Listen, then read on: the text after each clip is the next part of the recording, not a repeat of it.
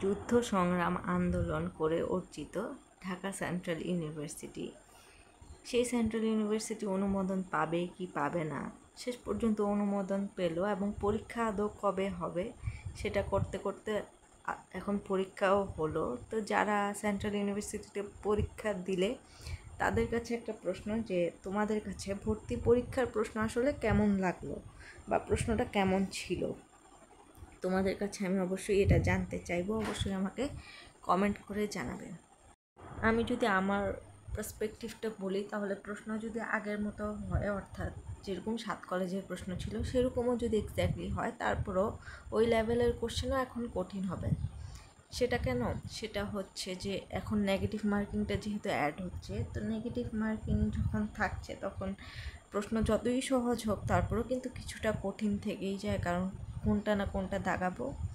যাই হোক, এখন প্রশ্ন হচ্ছে পরীক্ষা তো দিয়ে দিলাম, এখন আগে যেখানে চান্স হতো আমি 50 বা অনেকে বলতো যে পাশ করলেই চান্স, এখন আসলে সিচুয়েশনটা কেমন হবে, যেহেতু 100 মার্কের পরীক্ষা ছিল, 20 মার্ক জিপিএ থেকে ছিল, তো এখন আসলে সিচুয়েশনটা কেমন হবে, কারণ এখন যেহেতু একটা পাবলিক ইউনিভার্সিটি, যদিও প্রস্তাবিত, কিন্তু তারপর পাবলিক ইউনিভার্সিটির কাতারে আমরা পড়তে যাচ্ছি, সেই ক্ষেত্রে আসলে চান্সের বিষয়টা কেমন হবে সেটা 8-10টা পাবলিক ইউনিভার্সিটি চান্সের ক্ষেত্রে যেমন হয় তেমনই হবে, কিন্তু যেহেতু অনেক ডিলে হয়ে গেছে আসলে বিষয়টা, এখন ভর্তি পরীক্ষার বিষয়টা, তো আমি বলবো কম্পিটিশন অনেকটা আগের মতোই ছিল, কিন্তু ওই যে নেগেটিভ মার্কিংয়ের জন্য অনেকে দেখা গেল যে কিছু একটা ভুল করে ফেললাম, সেই ক্ষেত্রে অনেকেরই হয়তো চান্সটা মিস হয়ে যাবে, আগের মতো পরীক্ষা দিয়েও বা কম্পিটিশনটা আগের মতো থাকলেও।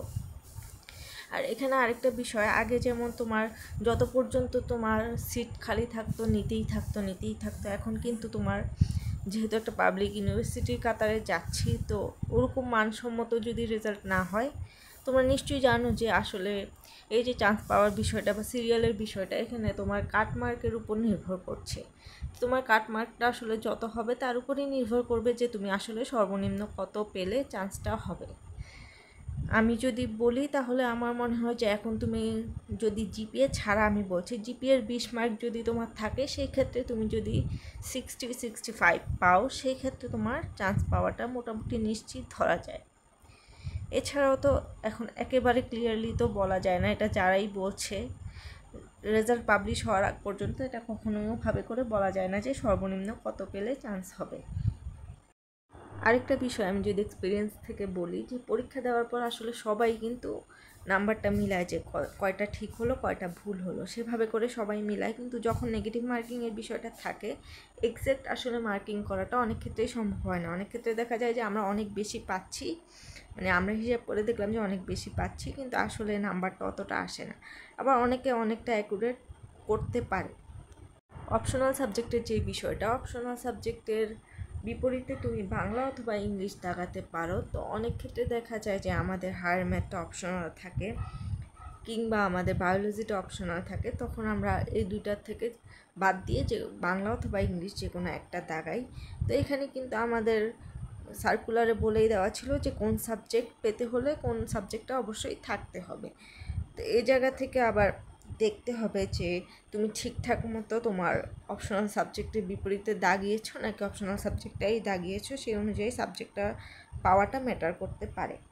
আরেকটা বিষয়, এটা আমি তোমাদের কাছে জানতে চাই, অর্থাৎ প্রশ্ন করতে চাই, যে এরকম একটা শুনেছিলাম যে ফ্যাকাল্টিগুলো আলাদা হবে, অর্থাৎ নির্দিষ্ট কিছু কলেজ একটা ফ্যাকাল্টি থাকবে, অন্য কলেজ অন্য ফ্যাকাল্টি থাকবে, আমার এরকম কিছু একটা শুনেছিলাম, কিন্তু এখন পর্যন্ত তো বোধহয় ফ্যাকাল্টিটা আলাদা হয়নি। আমি যেটা দেখেছিলাম হালকা পাতলা, সেটা হচ্ছে প্রশাসনিক যেই দায়িত্বটা, অর্থাৎ সায়েন্স ফ্যাকাল্টির দায়িত্ব কোন কোন কলেজের কাছে থাকবে বা আর্টস ফ্যাকাল্টি কোন কোন কলেজের কাছে থাকবে। আমি শুনেছিলাম যে ল ফ্যাকাল্টি বা এরকম একটা আসবে ফ্যাকাল্টি, মানে সাবজেক্ট ওরা অ্যাড করবে, যেহেতু 7 কলেজে ওরকম কোনো আমাদের টেকনিক্যাল সাবজেক্টগুলো ছিল না, ইঞ্জিনিয়ারিং সাবজেক্ট বলো বা সিএসসি ট্রিপল এ টাইপের কোনো সাবজেক্ট ছিল না, তো এরকম একটা চালু করার কথা হয়তো রয়েছে, কিন্তু আমি তো এখনও সার্কুলারে ওরকম কোনো সাবজেক্ট দেখলাম না।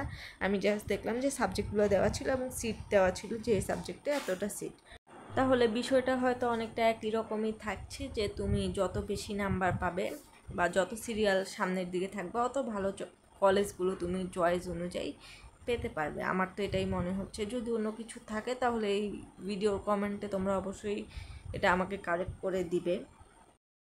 আরেকবার তাহলে বলে দেই যে এটা একান্তই আমি ধারণা করছি বা আমার এক্সপিরিয়েন্স থেকে আমি বলছি যে 40 পেলে কিন্তু পাস। তাহলে সর্বনিম্ন আসলে তুমি যদি জিপিএ ছাড়া, আরও একবার বলছি, জিপিএ ছাড়া যদি তুমি সেখানে 60 বা 65 পাও, জিপিএতে তোমার যদি 20 মার্ক থাকে সেই ক্ষেত্রে, বা যদি খুব বেশি কম কাট মার্ক আসে তাহলে তোমার ধরো 55 হলেও তুমি একটা আশা রাখতে পারো। সেক্ষেত্রে তোমার জিপিএতে 20 থাকতে হবে।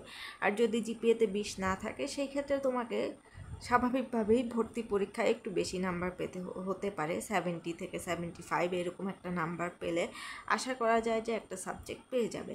এখন কোন সাবজেক্ট পড়লে ভালো হবে সেটা আলাদা একটা ডিসকাশন। যদি তোমরা জানতে চাও আমার এক্সপিরিয়েন্স বা আমার থেকে কোনো কিছু জানতে চাও, আমার বক্তব্য যে কোন সাবজেক্ট পড়লে ভালো হবে এই বিষয়ে, তাহলে অবশ্যই কমেন্ট করে আমাকে জানাতে পারো। এবং আজকের ভিডিওটা আমি এই পর্যন্তই রাখছি, খুব বেশি বড় করছি না। এবং প্রথমেই প্রশ্ন করলাম, সেই প্রশ্নটার অবশ্যই উত্তর দিবে আশা করছি তোমরা। প্রশ্ন তোমাদের কাছে কেমন লেগেছে?